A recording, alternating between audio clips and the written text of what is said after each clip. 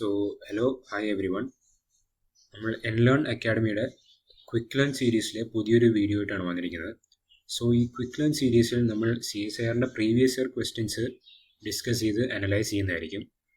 CSIR latest ആയിട്ട് കണ്ടുവരുന്ന important ടോപ്പിക്സിൽ നിന്ന് ക്വസ്റ്റ്യൻസ് എടുത്ത് അതിൽ ഡിസ്കസ് ചെയ്ത് അതിൻ്റെ ആൻസേഴ്സ് നമ്മൾ അനലൈസ് ചെയ്ത് വരുന്നതായിരിക്കും. ഈ സീരീസിലെ ഈ പുതിയ വീഡിയോയിൽ നമ്മൾ സെലക്ട് ചെയ്തിരിക്കുന്നത് ഈ ലേറ്റസ്റ്റ് ആയിട്ട് കണ്ടുവരുന്ന CSIRലെ ഒരു മേജർ ടോപ്പിക്കായ ടെക്നിക്സ് ഇൻ ബയോളജി എന്ന് പറയുന്ന അല്ലെങ്കിൽ മെത്തേഡ്സ് ഇൻ ബയോളജി എന്ന് പറയുന്ന ഒരു ടോപ്പിക്കിൽ നിന്നാണ്. ഈ മെത്തേഡ്സ് ഇൻ ബയോളജി അല്ലെങ്കിൽ ടെക്നിക്സ് ഇൻ ബയോളജി ഡീൽ ചെയ്യുന്നത് നമ്മൾ ലാബിൽ ചെയ്യുന്ന എക്സ്പെരിമെൻസും അതിൻ്റെ ക്രൈറ്റീരിയാസും ഓരോ എക്സ്പെരിമെൻസിൻ്റെ ക്യാരക്ടേഴ്സിനെ കുറിച്ചും ആയിരിക്കും ഡീൽ ചെയ്യുന്നത്. ക്വസ്റ്റ്യൻസ് ബേസിക്കലി വരുന്നത് ഈ ടെക്നിക്സിൻ്റെ റിസൾട്ടുകൾ അനലൈസ് ചെയ്ത് അതിൻ്റെ അനാലിസിസ് ആയിരിക്കും നമുക്ക് ആൻസേഴ്സ് ആയിട്ട് വരുന്നത്. ഒരു ടെക്നിക്ക് നമ്മളെങ്ങനെ അതിൻ്റെ ക്രൈറ്റീരിയാസ് അറിയുന്നു, അതിൻ്റെ അനാലിസിസ് പാർട്ട് എങ്ങനെ ചെയ്യുന്നു എന്നുള്ളതാണ് നമുക്ക് ഈ ടെക്നിക്സ് ഇൻ ബയോളജിയിൽ പഠിക്കേണ്ടത്. ഈ വീഡിയോയിൽ നമ്മൾ ഡീൽ ചെയ്യുന്ന ക്വസ്റ്റ്യൻ എന്ന് പറയുന്നത് CSIR 2021 ഡിസംബറിലെ ഫസ്റ്റ് ഷിഫ്റ്റിലെ ഒരു ക്വസ്റ്റ്യൻ ആണ്. It is dealing with its A maths following question and it's dealing with 4 techniques and their characters. ഈ മാത്സ് ഫോളോയിങ് ക്വസ്റ്റ്യനിൽ അവർ ചോദിച്ചിരിക്കുന്നത് ഒരു മാത്സ് ഫോളോയിങ് ക്വസ്റ്റ്യൻ നമ്മൾ C പാർട്ടിൽ നമുക്ക് കിട്ടുമ്പോൾ എപ്പോഴും എല്ലാ ഓപ്ഷൻസും നമുക്ക് അറിയണമെന്നില്ല. അപ്പോൾ നമുക്കറിയാവുന്ന 2-3 ഓപ്ഷൻസ് കൊണ്ട് സെലക്ട് ചെയ്തിട്ട് നമുക്ക് MCQ നിന്ന് അത് സെലക്ട് ചെയ്തെടുക്കാൻ പറ്റുന്നതായിരിക്കും. നമുക്ക് ആൻസർ ചൂസ് ചെയ്തെടുക്കാൻ പറ്റുന്നതായിരിക്കും. ഒരു C പാർട്ടിൽ നമ്മളിപ്പോൾ ഒരു നോർമലി ഒരു 5 to 6 ക്വസ്റ്റ്യൻസോളം മാത്സ് ഫോളോയിങ് വരാറുണ്ട്. അപ്പോൾ ആ ക്വസ്റ്റ്യൻസ് അത്യാവശ്യം നന്നായിട്ടൊന്ന് അനലൈസ് ചെയ്താൽ നമുക്ക് ആൻസർ ചെയ്യാൻ പറ്റുന്നതായിരിക്കും. ഈ coming back to the question, നമുക്ക് ഈ ക്വസ്റ്റ്യനിൽ അവർ ചോദിച്ചിരിക്കുന്നത് ഒരു 4 എക്സ്പെരിമെൻ്റൽ പ്രൊസീജിയേഴ്സ് അവർ തന്നിട്ടുണ്ട്. അതിൻ്റെ ബയോകെമിക്കൽ ക്യാരക്ടേഴ്സുമായിട്ട് മാച്ച് ചെയ്യണം. ഇവിടെ ചോദിച്ചിരിക്കുന്ന 4 ടെക്നിക്സ് എന്ന് പറഞ്ഞാൽ nuclear magnetic resonance, iso electric focusing, affinity chromatography and ultra centrifugation ആണ്. നമുക്ക് ഓരോ ടെക്നിക്കും ഒന്ന് അനലൈസ് ചെയ്ത് നോക്കാം. ആദ്യം നമുക്ക് ന്യൂക്ലിയർ മാഗ്നറ്റിക് റെസൊണൻസ് എന്ന് പറയുന്ന ഈ ന്യൂക്ലിയർ മാഗ്നറ്റിക് റെസൊണൻസ് ആണ് നമുക്ക് ആദ്യം അനലൈസ് ചെയ്യുന്നത്. ഈ ന്യൂക്ലിയർ മാഗ്നറ്റിക് റെസൊണൻസ് അല്ലെങ്കിൽ NMR എന്ന് പറയുന്നത് നമ്മൾ ബേസിക്കലി പ്രോട്ടീൻ്റെ സ്ട്രക്ചർ ഐഡൻറ്റിഫിക്കേഷന് വേണ്ടി യൂസ് ചെയ്യുന്നൊരു ടെക്നിക്കാണ്. നമുക്കിപ്പോൾ ഒരു 3 ടെക്നിക്കാണ് പ്രോട്ടീൻ്റെ സ്ട്രക്ചർ ഐഡൻറ്റിഫിക്കേഷന് നമ്മൾ യൂസ് ചെയ്യാറുള്ളത്. ഫസ്റ്റ് എന്ന് പറയുന്നത് സർക്കുലർ ഡൈക്രോയിസം എന്ന് പറയും. Circular dichroism. ഈ ടെക്നിക്ക് എന്ന് പറയുന്നത് നമ്മുടെ പ്രോട്ടീൻ്റെ സെക്കൻഡറി സ്ട്രക്ചർ ഐഡൻറ്റിഫിക്കേഷന് വേണ്ടിയിട്ടായിരിക്കും. Secondary structure identification. ബേസിക്കലി ഈ ടെക്നിക്ക് യൂസ് ചെയ്യുന്നത് നമ്മുടെ സാമ്പിളിൽ കൂടെ ലൈറ്റ് കടത്തിവിട്ടിട്ട്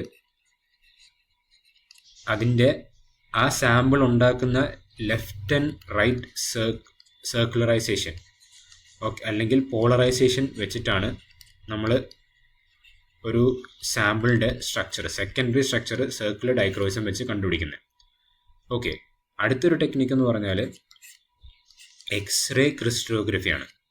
എക്സ്റേ ക്രിസ്റ്റലോഗ്രഫി അതിൻ്റെ ബേസിസ് എന്താണെന്ന് വെച്ചാൽ നമുക്ക് ഇത് വെച്ചിട്ട് അതിൻ്റെ സെക്കൻഡറി സ്ട്രക്ചറും കണ്ടുപിടിക്കാൻ പറ്റും, ടെറിസ്റ്ററി സ്ട്രക്ചറും കണ്ടുപിടിക്കാൻ പറ്റും.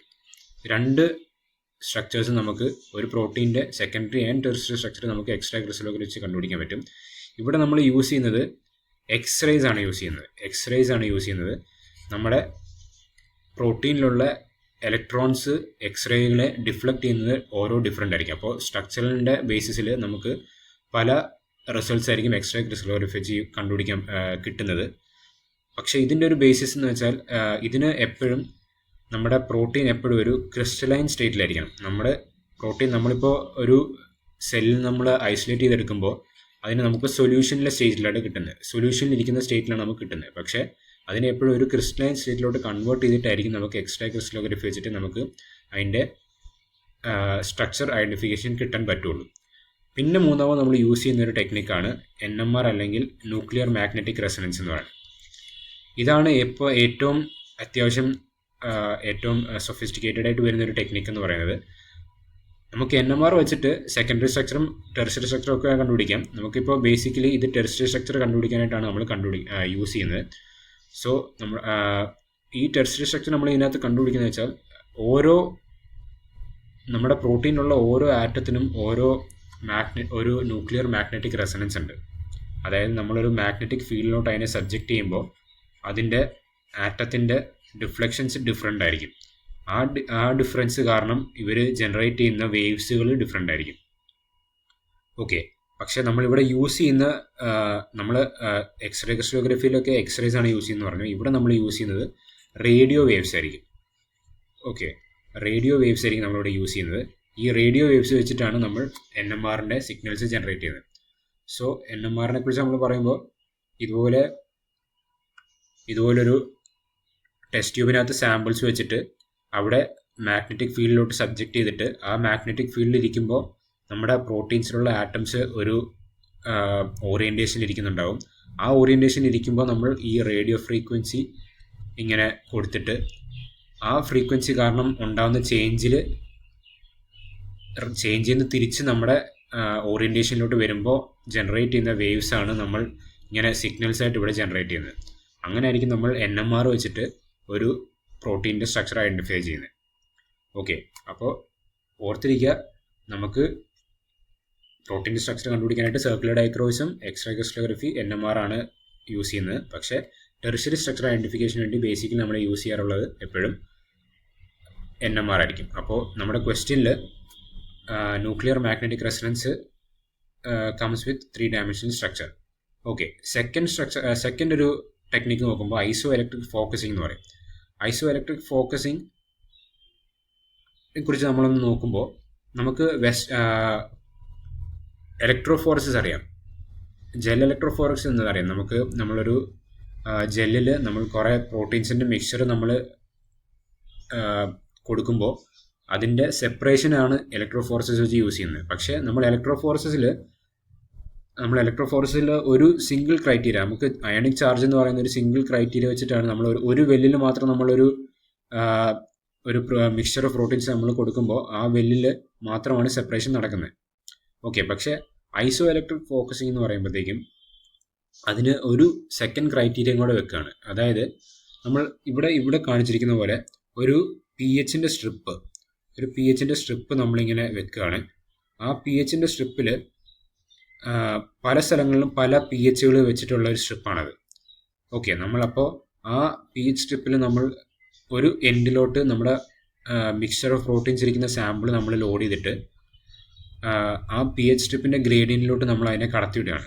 അപ്പോൾ കടത്തിവിടുമ്പോഴത്തേക്കും നമുക്കെല്ലാവർക്കും അറിയാം, ഒരു പ്രോട്ടീനിന് അതിൻ്റെ അമിനോ ആസിഡ്സിൻ്റെ സ്ട്രക്ചർ കാരണം, അമിനോ ആസിഡ്സിൻ്റെ കോമ്പിനേഷൻസ് കാരണം ഒരു ഐസോ ഇലക്ട്രിക് പോയിന്റ് ഉണ്ടായിരിക്കും, അതായത് PI വാല്യൂ ഉണ്ടായിരിക്കും.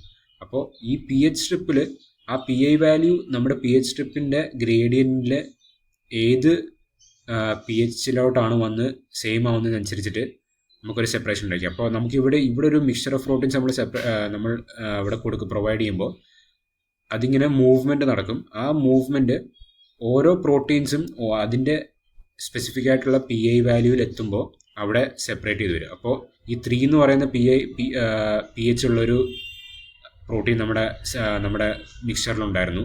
അതുപോലെ തന്നെ 5 എന്ന് പറയുന്ന pH വരുന്ന ഒരു PI വാല്യൂ ഉള്ള ഒരു പ്രോട്ടീൻ ഉണ്ടായിരുന്നു. അപ്പോൾ അതുപോലെ തന്നെ ഇങ്ങനെ പല ഗ്രഡേഷനിലുള്ള pHലോട്ട് നമ്മുടെ PI വാല്യൂ എത്തുമ്പോൾ അതിൻ്റെ സെപ്പറേഷൻ നടക്കും. എന്നിട്ട് നമ്മൾ അയണിക് ചാർജിൻ്റെ ബേസിസിൽ നമ്മൾ ചാർജസ് ജെല്ലിലോട്ട് കൊടുത്തിട്ട് വീണ്ടും പിന്നെ സെപ്പറേഷൻ നടക്കുന്നുണ്ടായിരിക്കും.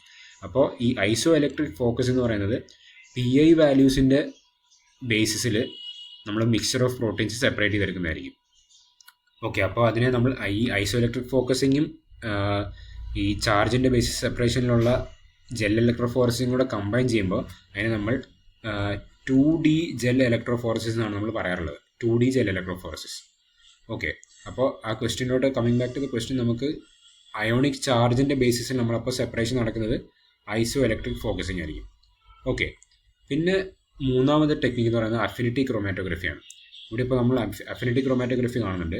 ഈ അഫിനിറ്റി ക്രോമാറ്റോഗ്രഫിയിൽ നമ്മൾ നമ്മൾ ചെയ്യുന്നത് എന്താണെന്നറിയാം. നമുക്ക് ഒരു മിക്സ്ചർ ഓഫ് കോമ്പോണൻറ്റ്സ് നമുക്ക് നമ്മുടെ സൊല്യൂഷനിൽ കിട്ടിക്കഴിയുമ്പോൾ അതിനെ പല ക്രൈറ്റീരിയസിൻ്റെ ബേസിസ് സെപ്പറേറ്റ് ചെയ്തെടുക്കുന്നതിനാണ് നമ്മൾ അഫിനിറ്റി ക്രോമാറ്റോഗ്രഫി എന്ന് പറയുന്നത്.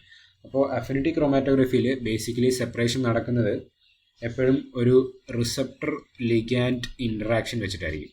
Receptor ligand interaction. ഓക്കെ, നമുക്ക് ഇപ്പോൾ നമ്മൾ കൊടുക്കുന്ന കോമ്പോണൻസ് സ്പെസിഫിക്കലി ഒരു റിസപ്റ്ററിന്ന് നമ്മൾ വിചാരിക്കുക. പക്ഷെ അതിൻ്റെ സ്പെസിഫിക് ആയിട്ടുള്ള ലിഗാൻസ് നമ്മളൊരു കോളത്തിൽ നമ്മൾ പ്രൊവൈഡ് ചെയ്തിട്ടുണ്ടായിരിക്കും. അപ്പോൾ നമുക്ക് ഏത് കോമ്പോണൻറ്റിനെയാണ് സെപ്പറേറ്റ് ചെയ്തിരിക്കുന്നത് വെച്ചാൽ അതിൻ്റെ ലിഗാൻഡ് ആയിരിക്കും നമ്മളിപ്പോൾ ഈ കോളത്തിൽ പ്രൊവൈഡ് ചെയ്തിരിക്കുന്നത്. അപ്പോൾ ഈ കോളത്തിലൂടെ നമ്മൾ ഈ കോമ്പോണൻസിനെ നമ്മൾ പ്രൊവൈഡ് ചെയ്യുമ്പോൾ നമ്മളതിന് ആ കോളത്തിൽ കൂടെ നമ്മൾ ട്രാൻസ്പോർട്ട് ചെയ്യുമ്പോൾ നമുക്ക് വേണ്ട റിസപ്റ്റർ മാത്രം ലിഗാൻഡിലോട്ട് ബൈൻഡ് ചെയ്തിട്ട് ബാക്കി കോമ്പോണൻസ് എല്ലാം സെപ്പറേറ്റ് ചെയ്ത് നമ്മുടെ പുറത്ത് എല്യൂട്ട് ചെയ്ത് കിട്ടുന്നതായിരിക്കും. അപ്പം അങ്ങനെ ആയിരിക്കും ഒരു അഫിനിറ്റി ക്രോമാറ്റോഗ്രഫി വർക്ക് ചെയ്യുന്നത്. സോ ക്രോമാറ്റോഗ്രഫി നമുക്കറിയാം പലതരത്തിലുള്ള ക്രോമാറ്റോഗ്രഫി ഉണ്ട്. അഫിനിറ്റി ഒന്ന്, പിന്നെ നമുക്ക് ജെൽ ഫിൽട്രേഷൻ ക്രോമാറ്റോഗ്രഫി ഉണ്ട്. അത് സൈസിൻ്റെയും ഷേപ്പിൻ്റെയും ബേസിസിൽ നമ്മൾ സെപ്പറേറ്റ് ചെയ്തെടുക്കുന്നത്. പിന്നെ നമുക്ക് അയോൺ എക്സ്ചേഞ്ച് ക്രോമാറ്റോഗ്രഫി ഉണ്ട്. അയോൺ എക്സ്ചേഞ്ച് വരുമ്പോൾ അതിന് ചാർജിൻ്റെ ബേസിസിൽ സെപ്പറേറ്റ് ചെയ്യുന്നതായിരിക്കും. പിന്നെ HPLC എന്ന് പറയുന്ന ഹൈ പെർഫോമൻസ് ലിക്വിഡ് ക്രോമാറ്റോഗ്രഫി ഉണ്ട്. അത് സൈസിൻ്റെ ബേസിസിലാണെങ്കിലും പക്ഷേ നമ്മൾ എക്സ്റ്റേണലി ഒരു ഹൈ പ്രഷർ നമ്മൾ പ്രൊവൈഡ് ചെയ്തിട്ട് നമ്മൾ ആ സെപ്പറേഷൻ്റെ എഫിഷ്യൻസി കൂടുന്നതായിരിക്കും. അതിനുവേണ്ടിയാണ് ഹൈ പ്രഷർ ലിക്വിഡ് ക്രോമാറ്റോഗ്രഫിയൊക്കെ നമ്മൾ യൂസ് ചെയ്യാറുള്ളത്. ഓക്കെ, അതാണ് അപ്പോൾ അഫിനിറ്റി ക്രോമാറ്റോഗ്രഫിയുടെ കേസ്. അപ്പോൾ നമ്മൾ ആ ക്വസ്റ്റ്യൻ തിരിച്ച് നോക്കുമ്പോൾ നമുക്ക് പറഞ്ഞിരിക്കുന്നത് അഫിനിറ്റി ക്രോമാറ്റോഗ്രഫിയാണ്. അപ്പോൾ നമ്മൾ അത് പറഞ്ഞിരുന്നത് റിസപ്റ്റർ ലിഗാൻഡിൻ്റെ ഒരു ബൈൻഡിങ് സ്പെസിഫിസിറ്റിയുടെ ബേസിസിലാണ് നമ്മൾ ആ സെപ്പറേഷൻ നടക്കുന്നതെന്ന് പറഞ്ഞു. അപ്പോൾ അതിൻ്റെ ആൻസർ അഫിനിറ്റി ക്രോമാറ്റോഗ്രഫി ഗോസ് വിത്ത് ബൈൻഡിങ് സ്പെസിഫിസിറ്റി. ഓക്കെ, പിന്നെ നമുക്കൊരു ടെക്നിക്ക് കൂടെ നോക്കാണെന്ന് പറഞ്ഞാൽ അൾട്രാ സെൻട്രിഫ്യൂഗേഷൻ ആയിരിക്കും. ഈ അൾട്രാ സെൻട്രിഫ്യൂഗേഷൻ്റെ കേസ് നോക്കുമ്പോൾ അതാണ് നമ്മൾ ബേസിക്കലി നമ്മളിപ്പോൾ ഒരു സെൽഫ് ഫ്രാക്ഷനേഷൻ ടെക്നിക്കൊക്കെ, അതായത് നമ്മളിപ്പോൾ ഒരു സെല്ലെടുത്തിട്ട് അതിൻ്റെ പല ഓർഗനൽസിനെ നമുക്ക് സെപ്പറേറ്റ് ചെയ്തെടുക്കണം. അങ്ങനെ ഓർഗനൽസിൻ്റെ സെപ്പറേഷന് വേണ്ടി നമ്മൾ യൂസ് ചെയ്യുന്ന ഒരു ടെക്നിക്കായിരിക്കും ഈ അൾട്രാ സെൻട്രിഫ്യൂഗേഷൻ എന്ന് പറയുമ്പോൾ. അൾട്രാ സെൻട്രിഫ്യൂഗേഷൻ നമ്മൾ നോക്കുമ്പോൾ എപ്പോഴും ഒരു ഇൻസ്ട്രുമെൻറ്റേഷനകത്ത് ഹൈ സ്പീഡിൽ സെൻട്രിഫ്യൂഗേഷൻ നമുക്കറിയാം, ഒരു റൊട്ടേറ്ററി ഫോഴ്സ് വെച്ചിട്ട് ഗ്രാവിറ്റേഷൻ ഫോഴ്സ് ഒക്കെ വെച്ചിട്ട് നമുക്ക് കോമ്പോണൻസ് സെപ്പറേറ്റ് ചെയ്തെടുക്കുന്നത്. സോ ഇപ്പോൾ അൾട്രാ സെൻട്രിഫ്യൂഗേഷൻ നമ്മൾ നോക്കുകയാണെങ്കിൽ ഈ ഹൈ സ്പീഡിലായിരിക്കും ഇതിൻ്റെ മൂവ്മെൻറ്റ് നടക്കുന്നത്. അതിൻ്റെ റൊട്ടേഷൻ എപ്പോഴും ഹൈ സ്പീഡിൽ വെച്ചിട്ട് ഈ ഗ്രാവിറ്റേഷണൽ ഫോഴ്സ് അല്ലെങ്കിൽ ഈ ഗ്രാവിറ്റേഷണൽ അതായത് ഫ്രിക്ഷണൽ ഫോഴ്സ് ഒക്കെ വെച്ചിട്ടായിരിക്കും നമ്മൾ ഈ കോമ്പോണൻസിനെ സെപ്പറേറ്റ് ചെയ്യുന്നത്. എപ്പോഴും ഈ ഇൻസ്ട്രുമെൻറ്റേഷൻ എപ്പോഴും ഒരു വാക്യൂമിലായിരിക്കും നടക്കുന്നത്. കാരണം എയറുമായിട്ടുള്ള ഫ്രിക്ഷണൽ ഫോഴ്സസ് പ്രിവെൻറ്റ് ചെയ്യാനായിട്ട് എപ്പോഴും ഒരു വാക്യൂം സ്പേസിലായിരിക്കും ഈ സെൻട്രിഫ്യൂഗേഷൻ നമ്മൾ നടത്തുന്നത്. ഓക്കെ, അപ്പോൾ ആ സെൻട്രിഫ്യൂഗേഷൻ്റെ ബേസിസ് എന്ന് വെച്ചാൽ നമുക്ക് സെപ്പറേറ്റ് ചെയ്ത് കിട്ടേണ്ട കോമ്പോണൻസിൻ്റെ സൈസും ഷേപ്പും ഡെൻസിറ്റിയും ഒക്കെ വെച്ചിട്ടായിരിക്കും നമ്മൾ സെപ്പറേറ്റ് ചെയ്തെടുക്കുന്നത്. അപ്പോൾ നമ്മൾ ഈ സെൽഫ് ഫ്രാക്ഷനേഷൻ ടെക്നിക്ക് എന്ന് പറയുമ്പോൾ നമുക്കൊരു സെല്ലിനകത്ത് കുറേ ലൈസൈറ്റ്സ് ഉണ്ട്. അതിനകത്തുനിന്ന് നമുക്ക് ഹോൾ സെല്ല്, ന്യൂക്ലിയസ്, സൈറ്റോസ്കെൽറ്റനൊക്കെ സെപ്പറേറ്റ് ചെയ്തെടുക്കണമെങ്കിൽ ഒരു 1000 Gയിൽ റൊട്ടേറ്റ് ചെയ്യുക. പിന്നെ മൈറ്റോകോൺട്രിയ, ലൈസോസോംസ്, പെറോക്സിസോംസ് ഒക്കെ നമുക്ക് സെപ്പറേറ്റ് ചെയ്തെടുക്കണമെങ്കിൽ ഇങ്ങനെ 2000 Gയിലും, മൈക്രോസോംസ്, സ്മോൾ വെസിക്കിൾസ് 8000 Gയിലും, പിന്നെ റൈബോസോംസും മാക്രോമോളിക്യൂൾസ് ഒക്കെ 1,50,000 Gയിലും ഒക്കെ ആയിരിക്കും സെപ്പറേറ്റ് ചെയ്തിരിക്കുന്നത്. സോ അപ്പോൾ നമുക്ക് ക്വസ്റ്റ്യനിലോട്ട് വരുമ്പോൾ നമ്മളതിൻ്റെ മോളിക്കുലർ സൈസ്, അൾട്രാ സെൻട്രിഫ്യൂഗേഷൻ ആണ് ഇവിടെ പറഞ്ഞിരിക്കുന്നത്. അപ്പോൾ അതിൻ്റെ സെപ്പറേഷൻ വരുന്നത് മോളിക്കുലർ സൈസിലായിരിക്കും. അപ്പോൾ ഇങ്ങനെയാണ് നമ്മളൊരു മാച്ച് ദ ഫോളോയിങ് ക്വസ്റ്റ്യൻ നമ്മൾ ആൻസർ ചെയ്യുന്നത്. അപ്പോൾ ഇങ്ങനെ ആൻസർ ചെയ്ത് കഴിഞ്ഞാൽ നമുക്ക് ഓരോ ഓപ്ഷൻസും നോക്കിയിട്ട് അറിയാവുന്ന ഓപ്ഷൻസ് വെച്ച് കണക്ട് ചെയ്തിട്ട് പിന്നെ ബാക്കി നമുക്ക് ഇവിടുന്ന് സൊല്യൂഷൻ നമുക്ക് എടുക്കുന്നതായിരിക്കും. നമ്മുടെ MCQ നമുക്ക് എടുക്കാൻ പറ്റുന്നതായിരിക്കും. നമുക്കിപ്പോൾ ഇവിടെ ഈ ക്വസ്റ്റ്യനിൽ ഓപ്ഷൻ 2 ആയിരിക്കും ഇവിടുത്തെ ആൻസർ. അതായത് A1B2. A1 എന്ന് പറയുമ്പോൾ 3 dimensional structure, nuclear magnetic resonance, ionic charges, isoelectric focusing, binding specificity, affinity chromatography, molecular size, ultracentrifugation. അപ്പോൾ ഇവിടുത്തെ ആൻസർ എന്ന് പറയുന്നത് ഓപ്ഷൻ 2 ആയിരിക്കും. അങ്ങനെയായിരിക്കും നമ്മൾ ഒരു മാത്സ് ഫോളോയിങ് ക്വസ്റ്റ്യനിൽ ടെക്നിക്സ് ഇൻ ബയോളജിയിൽ നമ്മൾ ആൻസർ കണ്ടുപിടിക്കുന്നത്. Okay, thank you.